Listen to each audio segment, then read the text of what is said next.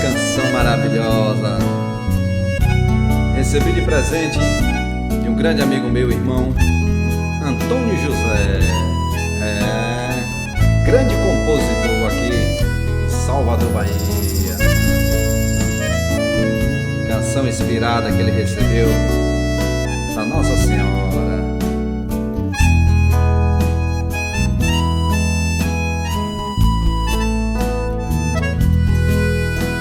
Senhora Aparecida, minha mãe querida, venho te louvar. Também pedi sua bênção, perdão pelas ofensas que fiz praticar. Ó Mãe de tudo e de todos, livrai o teu povo do mal e da tentação. Tire a ganância dos homens, do pobre e a fome, dai a vossa proteção. Ó Mãe querida, Senhora Aparecida, faz-me sempre obediente, eterno paciente, a tua voz escutar. Ó Mãe querida, Senhora Aparecida, com divino manto e recebe meu canto para te louvar. Simbora, Rio do acordeão. No contrabaixo, meu irmão, amigo Tiago, tocando essa canção maravilhosa de Antônio José. Eita, grande compositor, foi bem inspirado.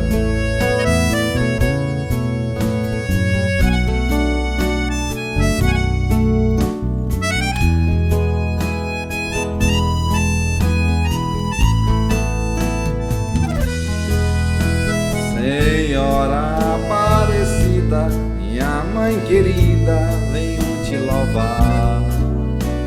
Também pedi tua bênção, perdão pelas ofensas que fiz praticar.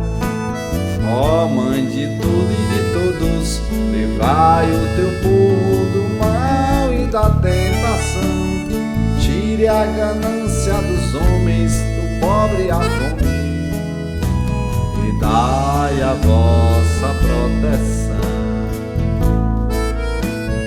Ó Mãe querida, Senhora Aparecida, faz-me sempre obediente, eterno paciente, a tua voz escutar.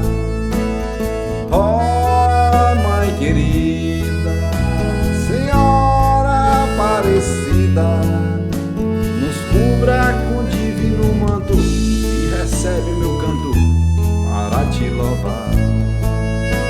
Grande presente, Antônio José. Você foi bem inspirado, meu irmão.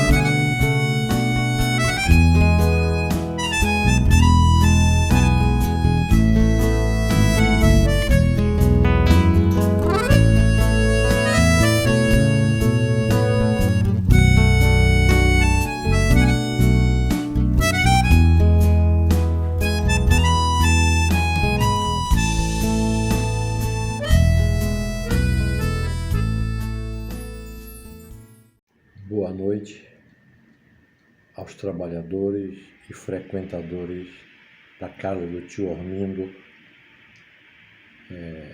Gostaríamos de agradecer à diretoria da casa, a Celso Pena Seara, e congratularmos com o Luciano pelo trabalho de edição desse vídeo. Esse vídeo está indo ao ar hoje, dia 5 de março de 2022, às 20 horas e 30 minutos, um sábado. Nós estamos aqui refletindo, a pedido da casa, sobre um tema intitulado O Reino. Antes, porém, eu gostaria de deixar aqui uma provocação, a fim de que vocês respondam aí no chat qual a origem da expressão pimenta do reino, queijo do reino, farinha do reino. Qual é a origem dessas expressões? Porque hoje nós estamos aqui iniciando essa reflexão, cujo tema é o reino. Por que nós estamos fazendo isso? Porque as línguas, a nossa linguagem, ela é muito pobre para explicar com profundidade a nossa existência.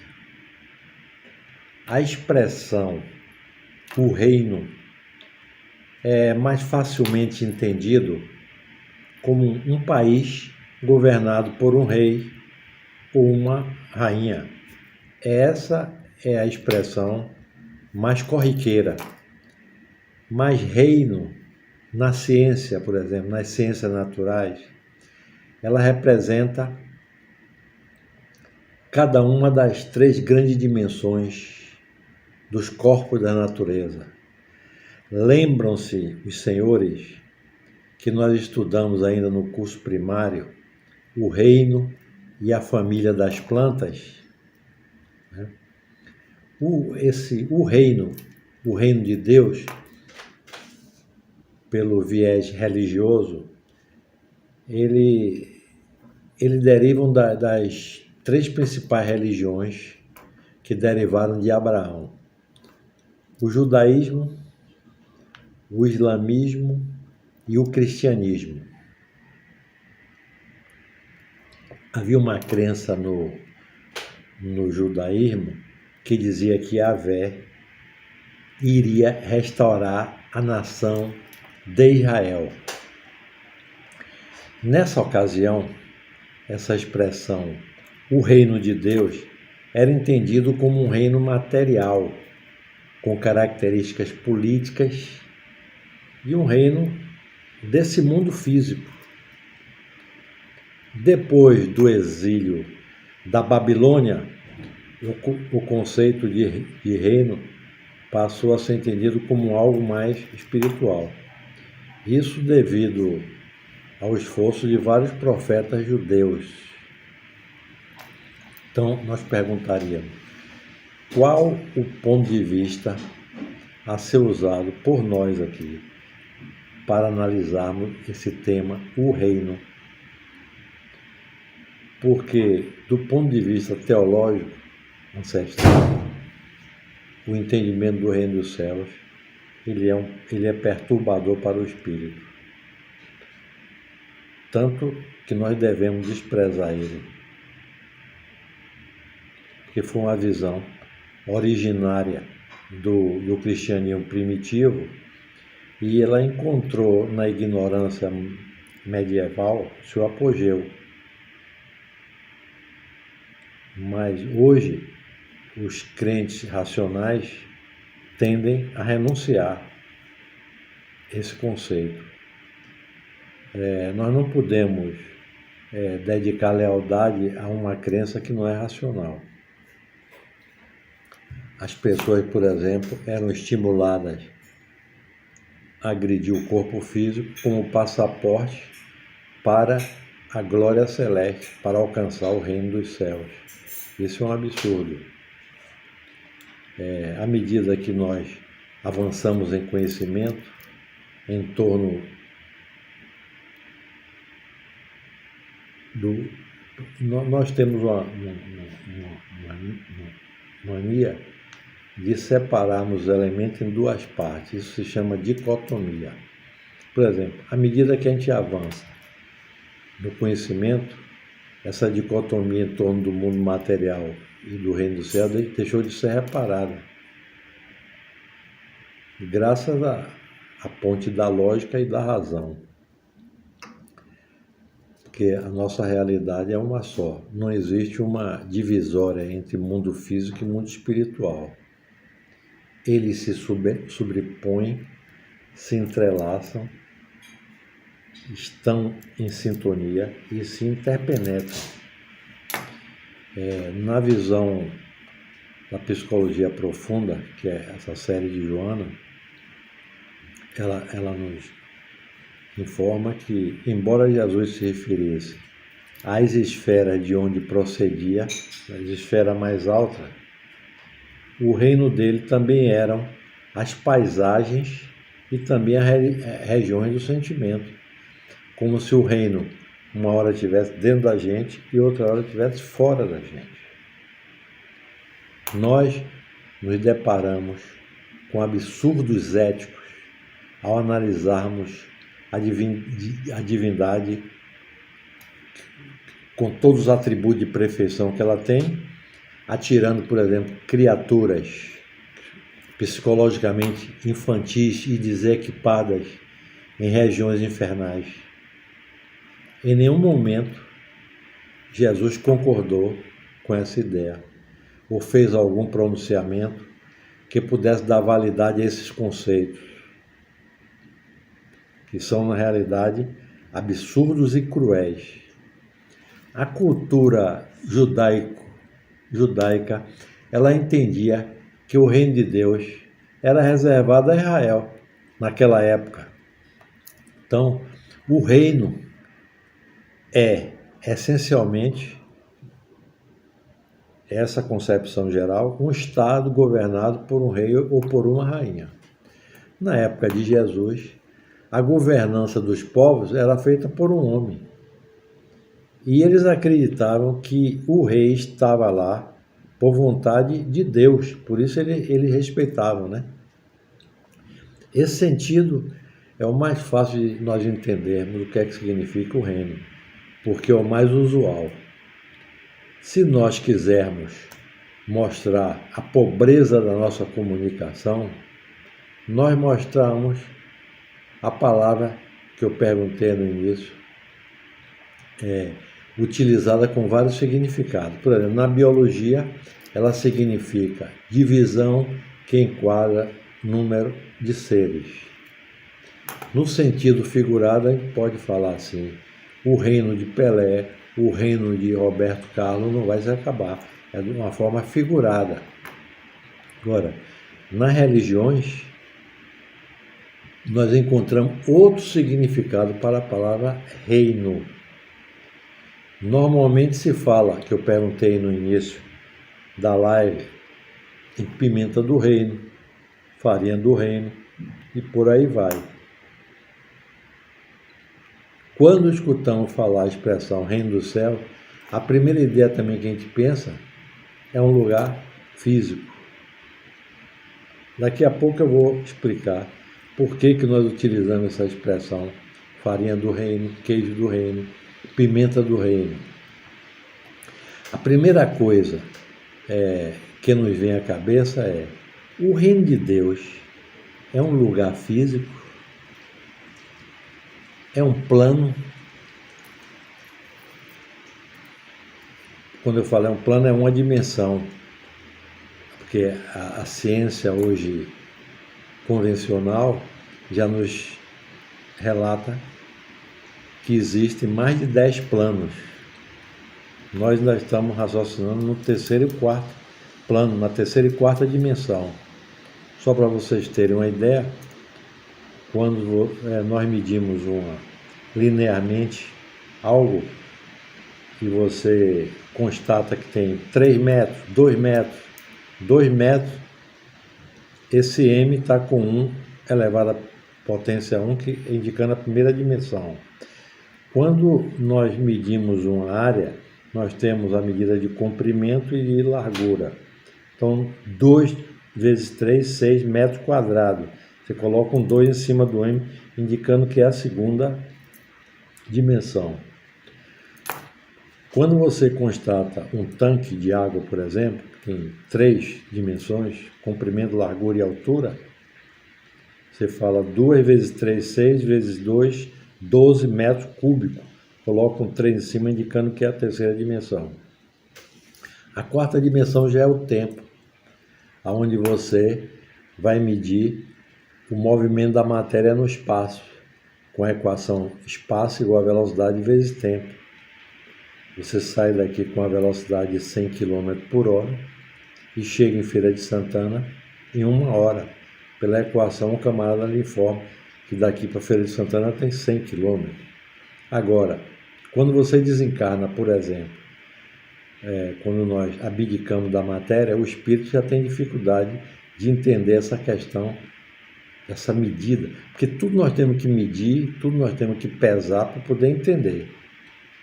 Então, já na quarta e na quinta dimensão, quando alguns espíritos desencarnam e dão comunicação, eles têm dificuldade de entender o plano que eles estão. Então, mas vamos verificar o que é que Jesus falou sobre o reino. Naquela época, a governança dos povos era feita, como já disse, por um rei ou uma rainha. Então o rei protegia as pessoas, legislava, punia e era o senhor da vida e da morte. Os profetas se referiram ao reino de Deus como um reino divino, tendo Deus como legislador, como provedor. Eles fizeram um paralelismo a fim de que as pessoas pudessem entender, porque nem os apóstolos dele estavam entendendo na realidade que reino de Deus era esse. Então, no livro Boa Nova, antes de Jesus formar a equipe dele, existe uma narrativa que diz que, estando Jesus em Jerusalém, Hanã, um sacerdote, dirigiu-se a ele e lhe perguntou: Galileu, que fazes tu na cidade? E Jesus respondeu-lhe que buscava a fundação do reino de Deus. Reino de Deus nas tuas mãos? E o que vem a ser isso? Tornou o sacerdote. Esse reino é a obra divina no coração dos homens. Esclarece Jesus. O reino de Deus é a obra divina na alma humana. E o sacerdote ainda, com aquela mentalidade de que o reino de Deus era material, obra divina em tuas mãos, revida Hanã com desprezo e, continuando com as suas observações irônicas, pergunta: com que contas para levar avante essa difícil empresa? Quais são seus seguidores e companheiros? Acaso terás conquistado o apoio de algum príncipe, desconhecido e ilustre, para auxiliar-te na execução dos teus planos? Porque a ideia de Hanã era que o reino de Deus era material, então precisava de recursos. E Jesus responde com humildade: meus companheiros hão de chegar de todos os lugares. E Hanã diz: sim, os ignorantes e os tolos estão em toda parte do planeta. Certamente que esse representará o material da tua edificação. Entretanto, propões-te realizar uma obra divina e já vistes alguma estátua perfeita modelada em fragmento de lama? Sacerdote, replicou-lhe Jesus com energia serena: nenhum mármore existe mais puro e mais formoso que o sentimento, e nenhum cinzel, que era a talhadeira que eles usavam para esculpir, é superior ao da boa vontade sincera. Impressionado com a resposta firme e inteligente, o famoso juiz ainda interrogou: conhece Romas ou Atenas? E Jesus responde com convicção: conheço o amor e a verdade.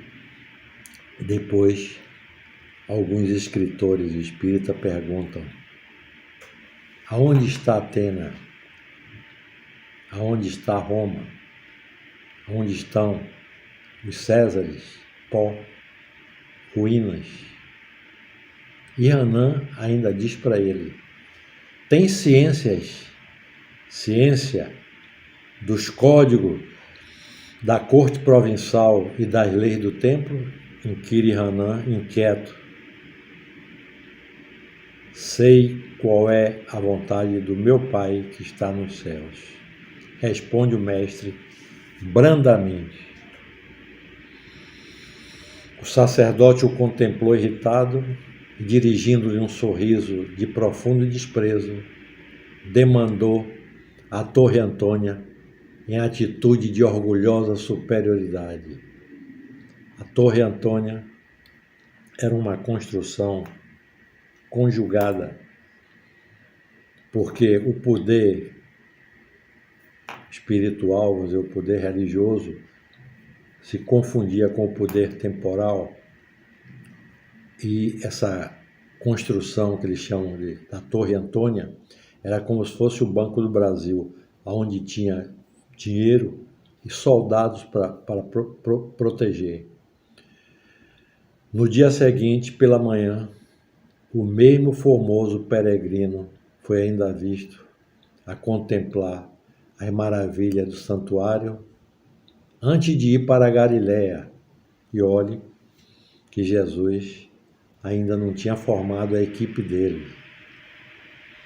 Daí a algum tempo, nas cercanias de Cafarnaum, Jesus escolhe seus 12 discípulos.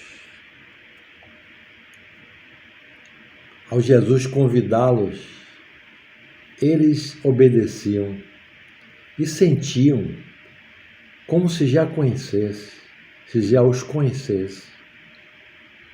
E Jesus relata depois que antes deles encarnarem, Jesus já os conhecia. Isso tudo é planejado antes da encarnação.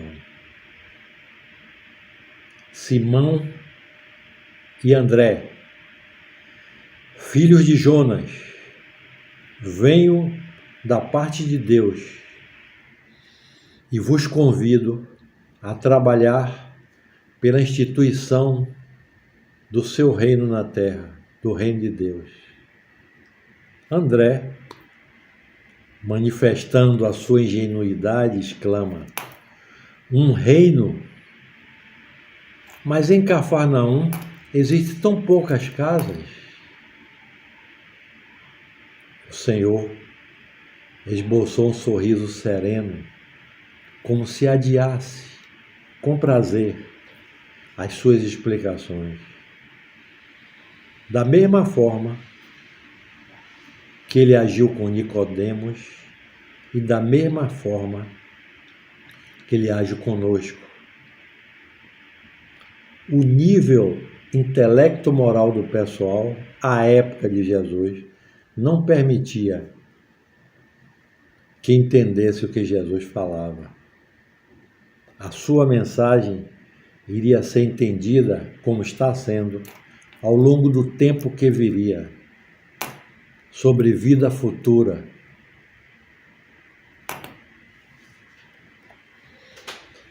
O entendimento que eles tinham sobre vida futura era muito impreciso. Jesus não poderia descer a comentários mais profundos.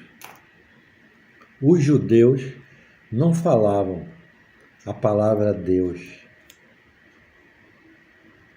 É por isso que Mateus usa essa expressão, reino dos céus.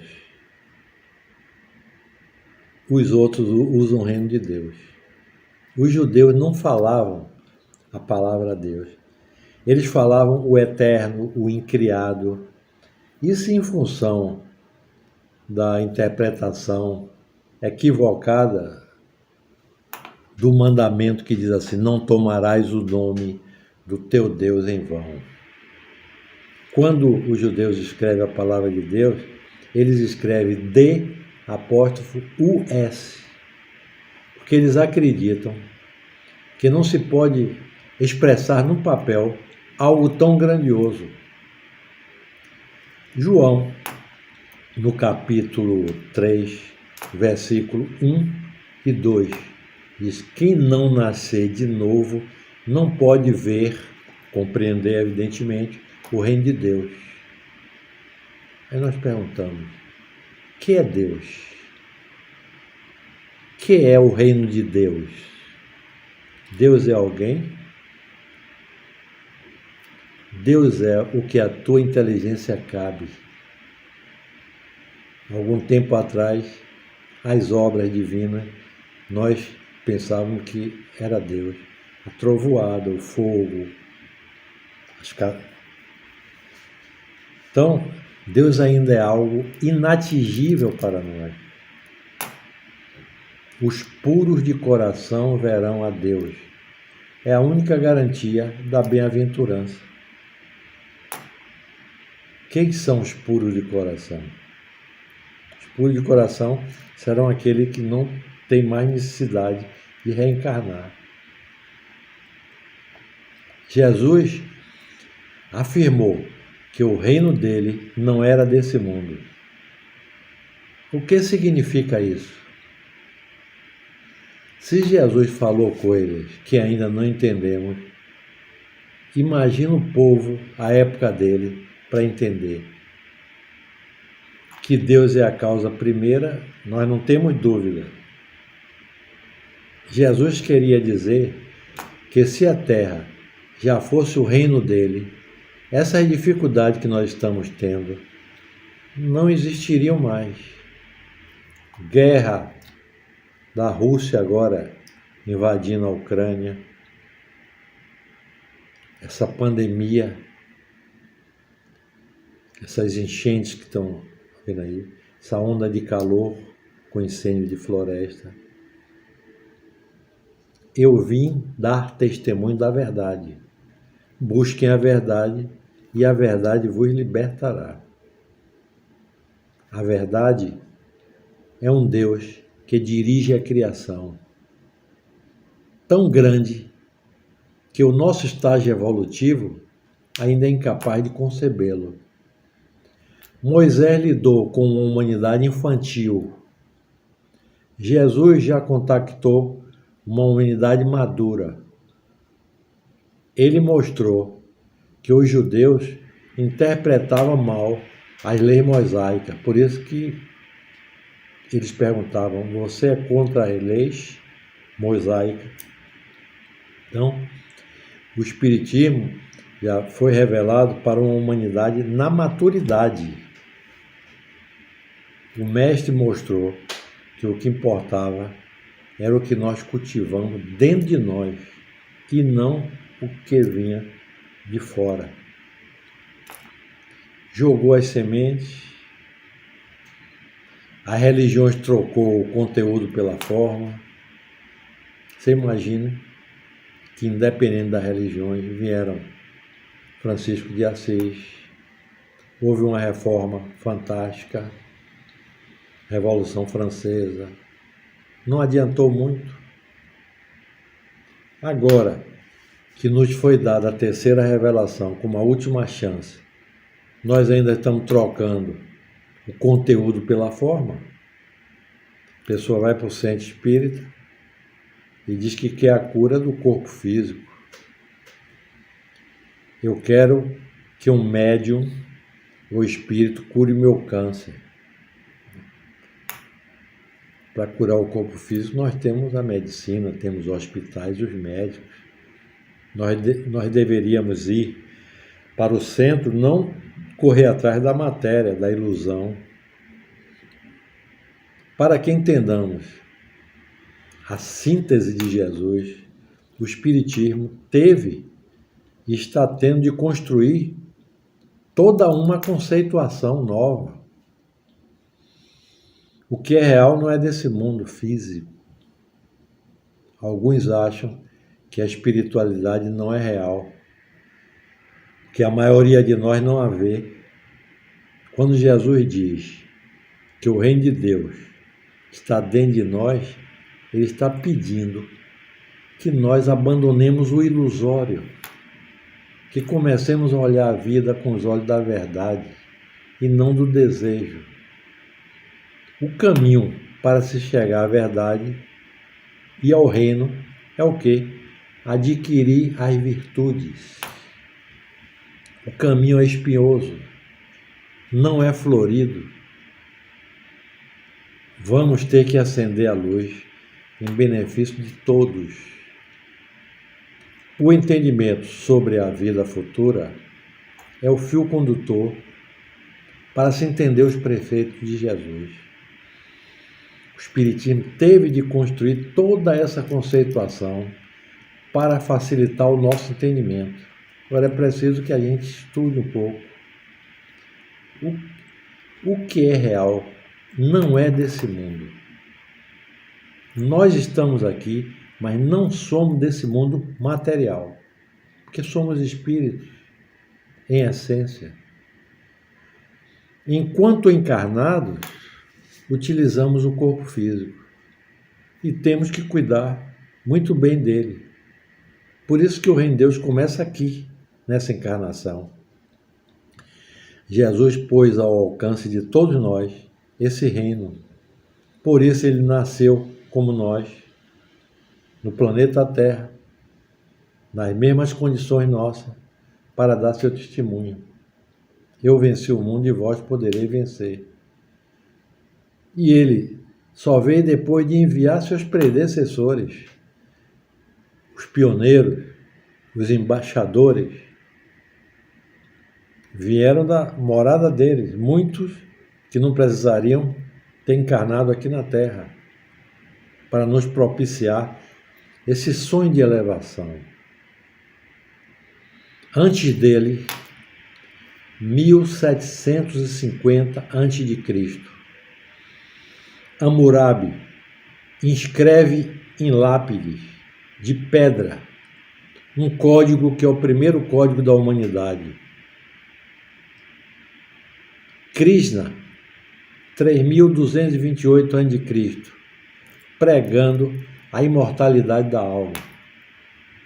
Entre o século 21 e 17 a.C., Abraão, ligado ao mundo espiritual, se torna pai de um povo de forma simbólica, porque ele era pai de toda a humanidade.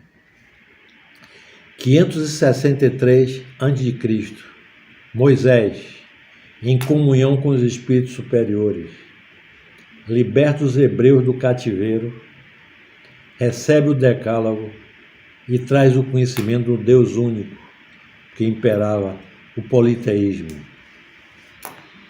1000 a.C., Siddhartha Gautama propõe a conquista do paraíso, ilumina-se, clareando a terra com suas incomparáveis lições de renúncia a si mesmo, da paz e da concórdia.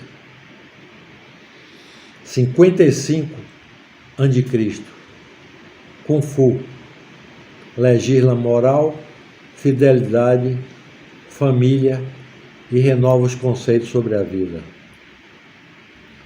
570 a.C., Pitágoras preconiza moral elevada, austeridade e prega a doutrina do renascimento. Por isso que ele é considerado um dos precursores do Espiritismo. O mal entendido da mensagem do Cristo permitiu que homens,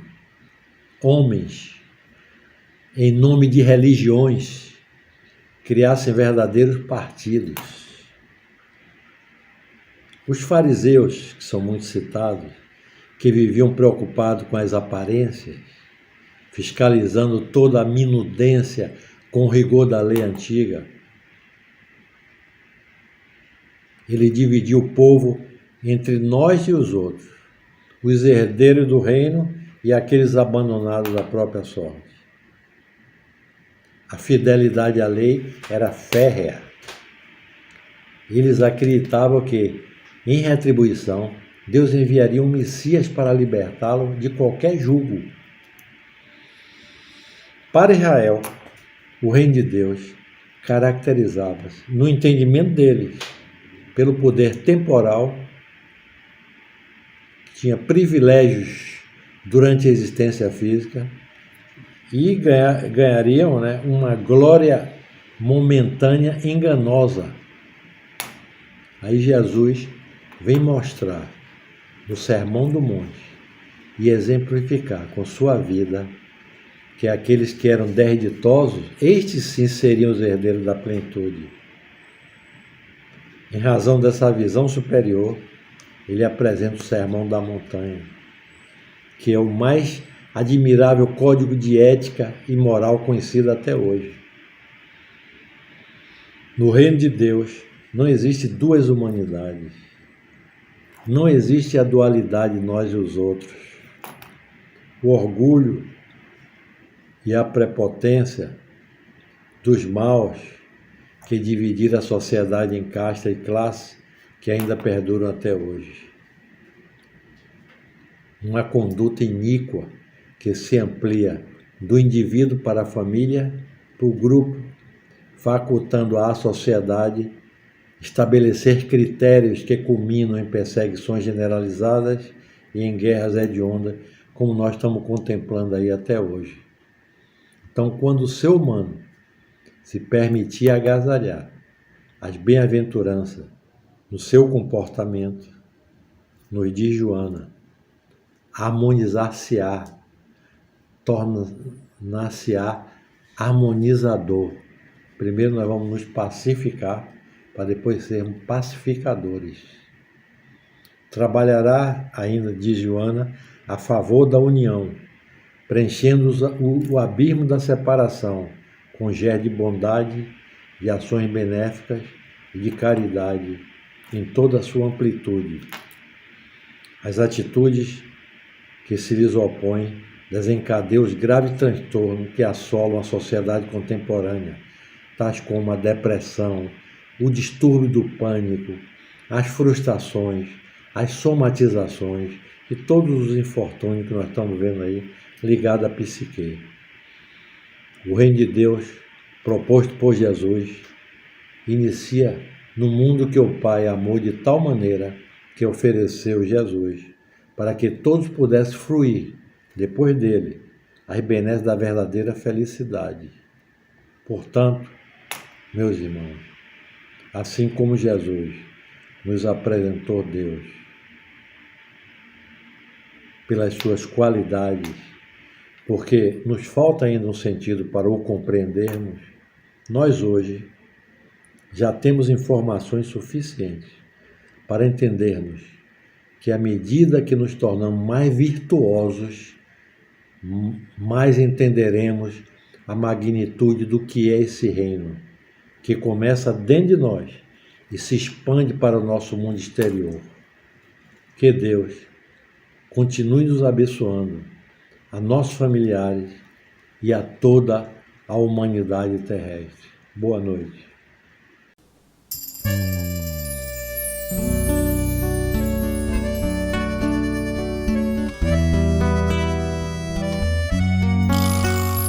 Senhor, fazei-me instrumento de vossa paz. Onde houver ódio, que eu leve o amor. Onde houver ofensa, que eu leve o perdão. Onde houver discórdia, que eu leve a união. Onde houver dúvidas, que eu leve a fé. Onde houver erro, que eu leve a verdade. Onde houver desespero, que eu leve a esperança. Onde houver tristeza, que eu leve a alegria. Onde houver trevas, que eu leve a luz. Ó Mestre, fazei e eu procure mais consolar e ser consolado, compreender ser compreendido, amar e ser amado, pois é dando que se recebe, é perdoando que se é perdoado, e é morrendo que se vive para a vida eterna. Ó Mestre, fazei que eu procure mais consolar e ser consolado, compreender e ser compreendido, amar e ser amado, pois é dando que se recebe, é perdoando que se é perdoado, e é morrendo que se vive para a vida.